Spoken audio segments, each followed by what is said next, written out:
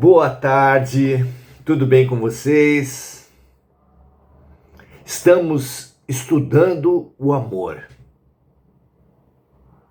Dentro do maior mandamento da vida,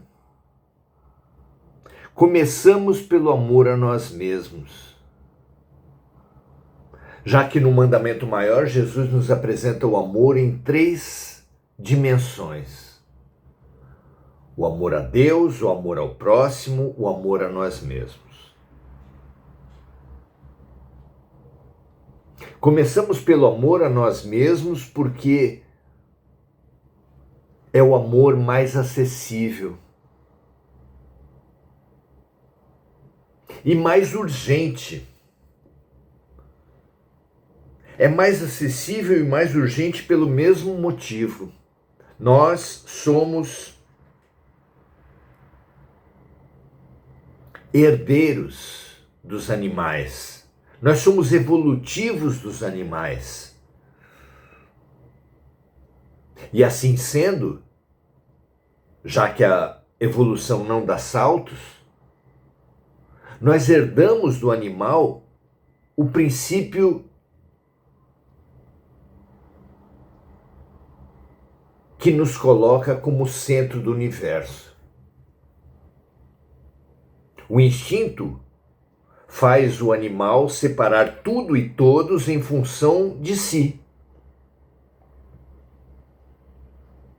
Aquilo que o ameaça, ele ataca ou foge. Aquilo que o favorece, ele se une.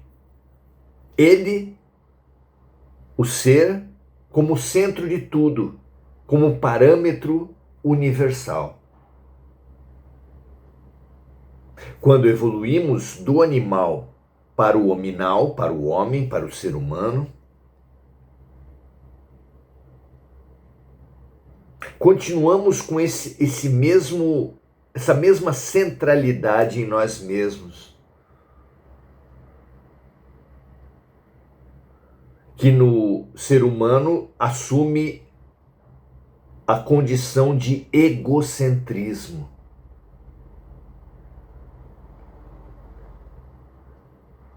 É o mesmo processo que nós repetimos a cada início de encarnação. O primeiro estágio mental nosso numa encarnação é a indiferenciação. O feto, na barriga da mãe, comendo o que ela come, respirando o que ela respira,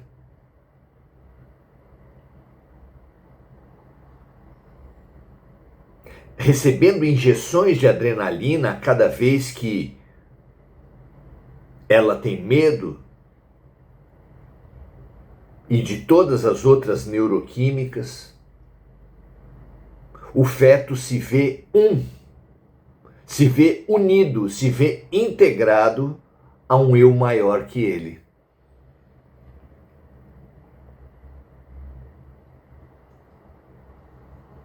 Na verdade, ele se sente com a mãe. Mais que isso,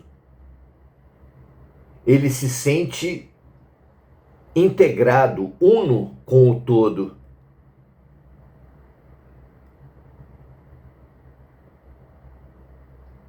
O primeiro passo, logo após o nascimento, é a descoberta de si, a revolução do eu.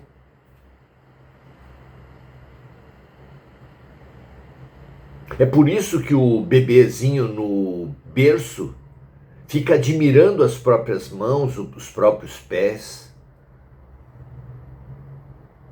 É por isso que o bebê se surpreende tanto com o espelho. A consciência de ser único, de ser um indivíduo, é a primeira revolução mental da criatura encarnada.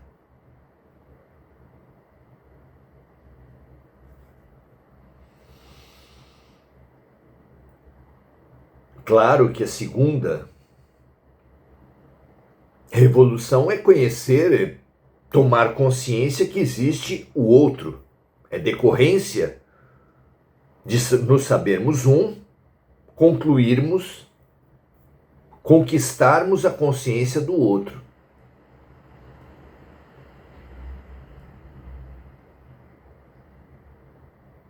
Isso ocorre durante uma vida, no início de uma encarnação, porque estamos rememorando o nosso próprio processo evolutivo.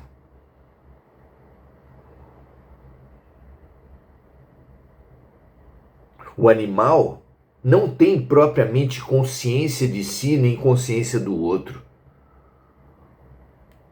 O seu senso de individualidade se perde no rebanho, no cardume, se perde no ecossistema, no bioma em que vive. O senso de individualidade propriamente dito só é percebido, só é sentido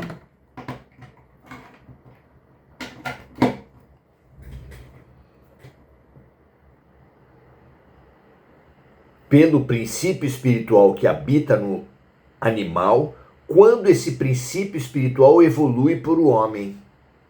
Da mesma forma que o senso individual do feto só avança quando ele nasce, quando é cortado o cordão umbilical.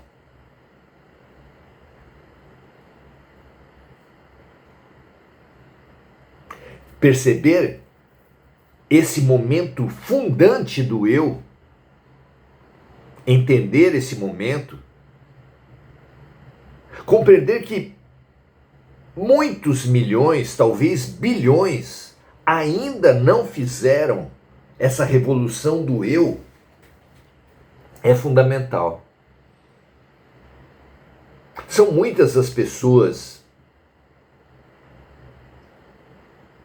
que ainda não se dão valor, que ainda não têm consciência de si, que ainda não têm sonhos, não têm metas, não tem propriamente uma vontade, um plano, não vive a sua individualidade. Geralmente pessoas que na infância não foram acolhidos nos seus desejos, na sua singularidade, não foram conhecidos nem reconhecidos pelo meio, pela família.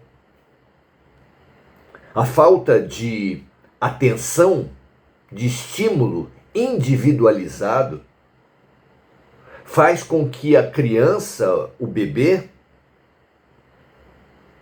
não se sinta propriamente um indivíduo. Não receber atenção, os casos trágicos de bebês que não recebem qualquer forma de atenção, eles têm dificuldade de constituir uma autoimagem. Eles não se veem como indivíduo.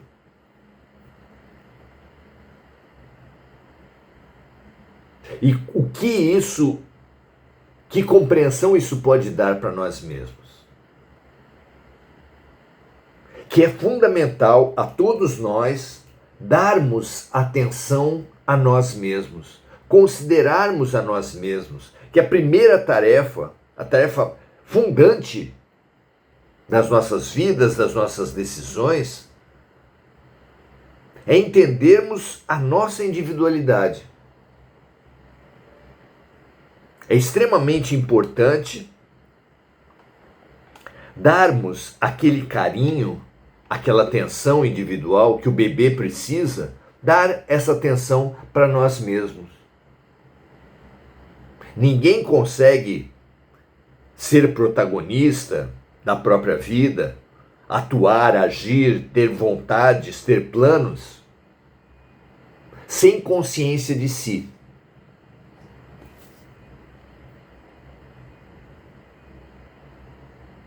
Muito menos amar a si mesmo, se sequer resolveu a questão de que eu sou um. Se ele não sabe quem é a si mesmo, como é que ele pode amar a si mesmo? E como fazer isso se eu fui desatendido, se eu fui despercebido em minha família? Ou se, não importa o que a família tenha feito, se você traz como sensação, se você traz como sentimento esse déficit de atenção para você mesmo. Porque interessa pouco o que realmente aconteceu na vida. Importa mais o sentimento que você tem com relação ao que aconteceu na sua vida. Toda pessoa que guarda no seu coração, na sua subjetividade, nos seus sentimentos, uma sensação de inexistência, de desprezo, de falta de atenção, de falta de colo,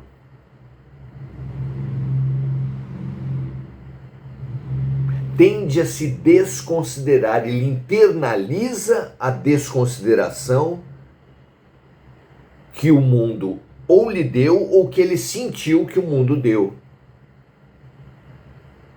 Esse desprezo, uma pessoa que se sente desprezada pela família, pelo meio,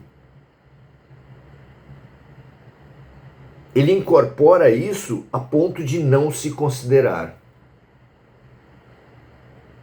É preciso fazer todo um trabalho de valorização,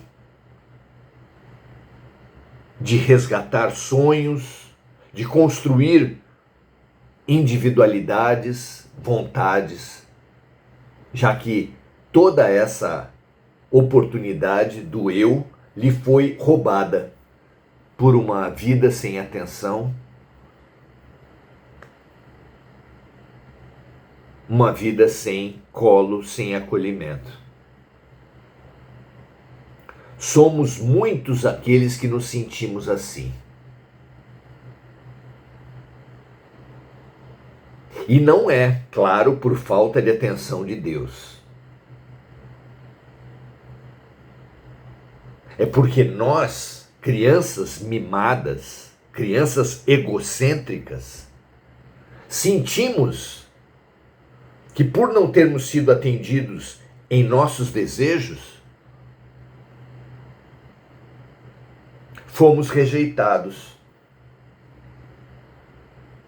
E esse bebê rejeitado, que precisa se autoafirmar, que precisa se exaltar a todo momento, é muito comum, está no fundo da maioria das pessoas.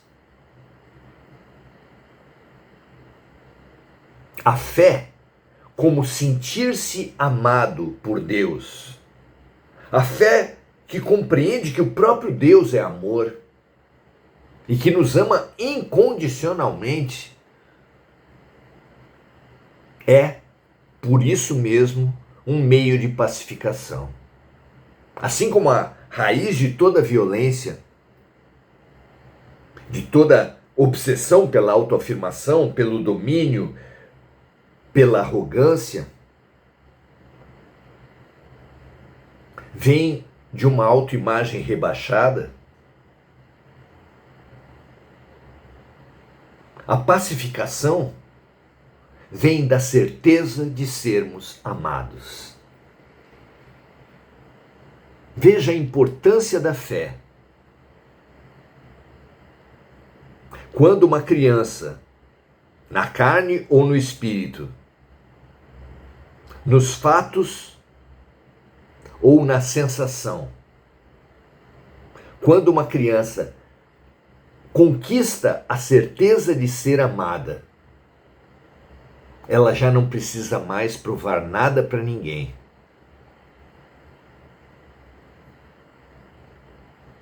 Ela liga-se essencialmente com o Deus interno, liga-se com a sua consciência, de forma que, em vez de precisar se autoafirmar em tudo, de dominar, de vencer, ela pacifica-se por almejar única e exclusivamente estar em paz com a sua consciência, estar em paz com Deus.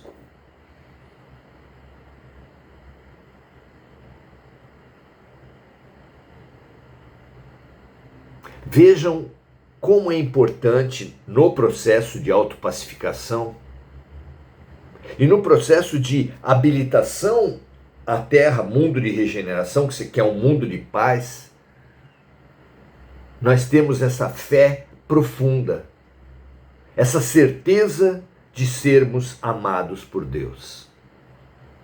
Para isso precisamos compreender que a dor não é um castigo, como as religiões nos passam. Que a dor não é uma punição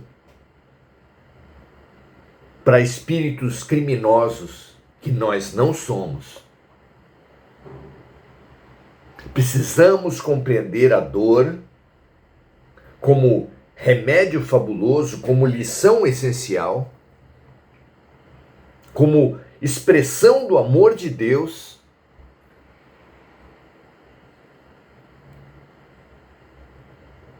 para nos pacificarmos. É isso que nós trazemos hoje. Trata-se do Evangelho de João, capítulo 1, versículo 14, em que o evangelista diz o seguinte: e o Verbo se fez carne e habitou entre nós, e vimos a sua glória, como a glória do unigênito do Pai, cheio de graça e de verdade. A revolta, a incompreensão, o inconformismo com a dor, claro, é a base da descrença no próprio Deus. Como compreender tanta dor no mundo? Como compreender que crianças já nasçam com dor, dores extremas? Como compreender tanta injustiça pelo mundo? Por que o próprio Jesus sofreu tanto? Precisava ele ter nascido em país dominado, numa região discriminada de um país dominado pelo Império Romano, como era a Galiléia? Numa família pobre, com condições difíceis? Precisava ele ter sido perseguido desde bebê? Quase foi assassinado quando era um bebê. Incompreendido desde criança por irmãos, conterrâneos, ter sido negado, julgado, com calúnias por seu povo, traído e abandonado pelos amigos, preterido pelas próprias pessoas que ele ensinou e curou, condenado, torturado, humilhado, executado sem qualquer mácula, sem qualquer culpa.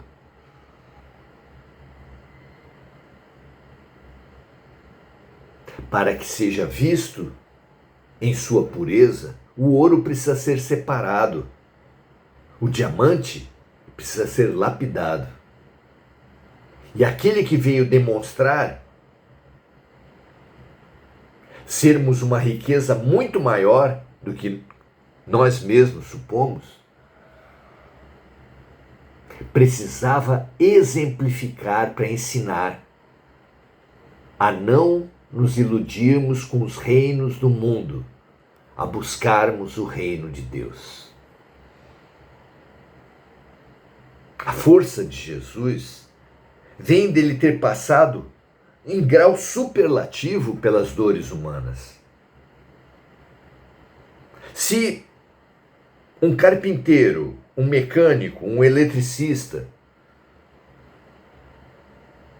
terão muita dificuldade em ensinar seus ofícios a seus alunos, sem a prática, sem a exemplificação do que ele está ensinando, muitíssimo mais Jesus Cristo.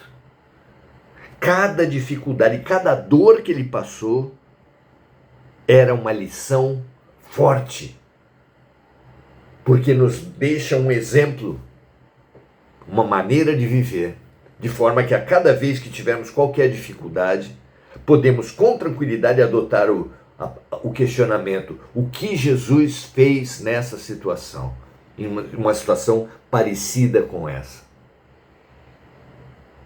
Que lição ele deu, que vivência ele viveu?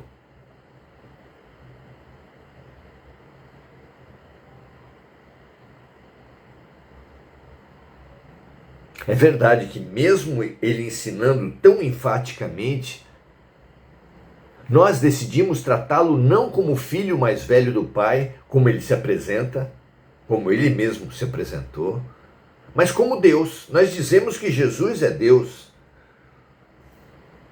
o que boicota todo o trabalho de exemplificação, porque Deus, o Criador, é inalcançável pela criatura.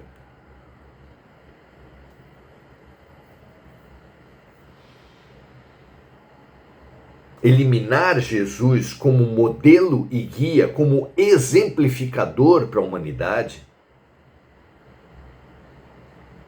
é boicotar o seu projeto educacional.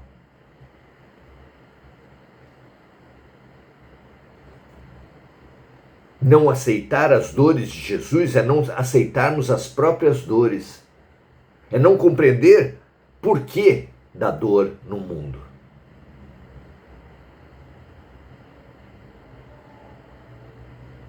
De uma vez por todas, nós precisamos entender: o caminho pedagógico, o projeto pedagógico de Deus para nós, do Criador para as criaturas, é o amor. Nós nos fechamos a esse amor. Como uma mãe que tenta acordar o filho para ir para a escola,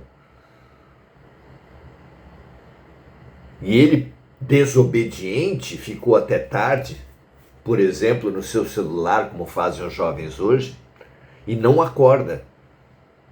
E ela, chamando-o com suavidade, não obtém qualquer movimento do filho de manhã, quando ele precisa ir para a escola. Então ela vai aumentando o volume do tom de voz, abre as janelas, bate panelas, arranca as cobertas.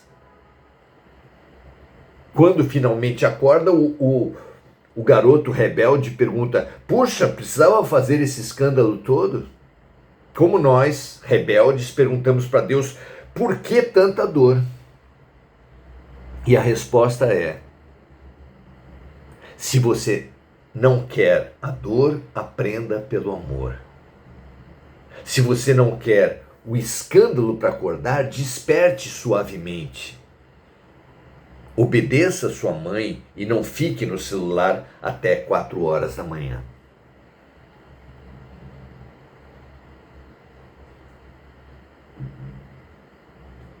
É pelo nosso plantio equivocado que vem a colheita desarmônica. Pelas ações equivocadas do passado, pela teimosia em não aprender pelo amor, no passado, nessa vida ou em outras, que a colheita amarga da dor bate às nossas portas.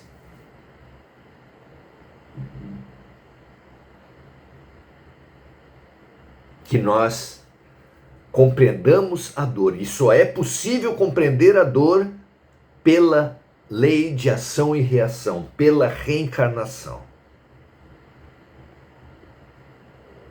Compreendamos a nossa dor, a dor dos outros, a dor de Jesus, como parte de um magnífico e amoroso projeto pedagógico de Deus.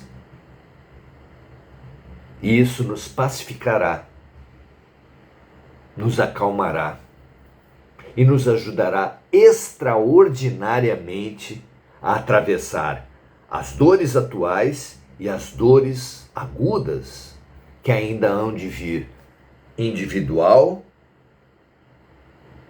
para cada um, as dores que ainda hão de vir nas nossas famílias, amigos, conhecidos, as dores que ainda hão de vir como humanidade. Prepare-se. Apenas estudando agora, compreendendo agora a dor em suas razões pedagógicas, dentro do projeto de Deus, por causa da nossa teimosia, é que teremos condições mentais e espirituais para vivermos com sucesso as dores que ainda se apresentarão como parte da separação do joio do trigo, como provas de final de ano, que vão indicar quem está em condições de novos aprendizados, quem ainda precisa repetir os antigos. Que essa compreensão se expanda, nos expanda e nos pacifique. Assim seja. Igor Galvão,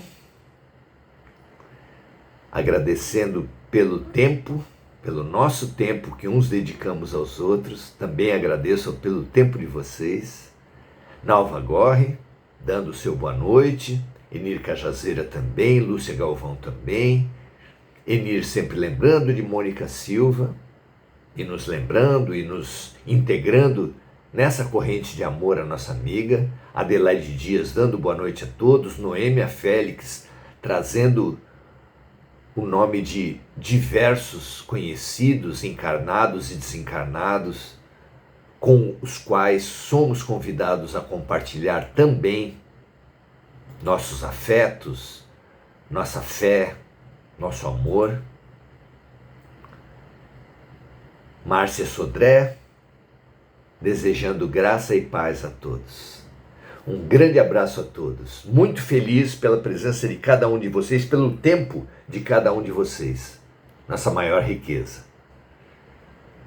Que essa integração, que esse fortalecimento, que essa descoberta de nós mesmos, na nossa dimensão mais profunda, mais amorosa, mais divina, nos fortaleça para todas as dificuldades que nós ainda enfrentaremos e estamos já enfrentando. Deus é conosco. E se Deus é por nós, quem será contra nós? Paz e bem, um grande abraço. Até amanhã.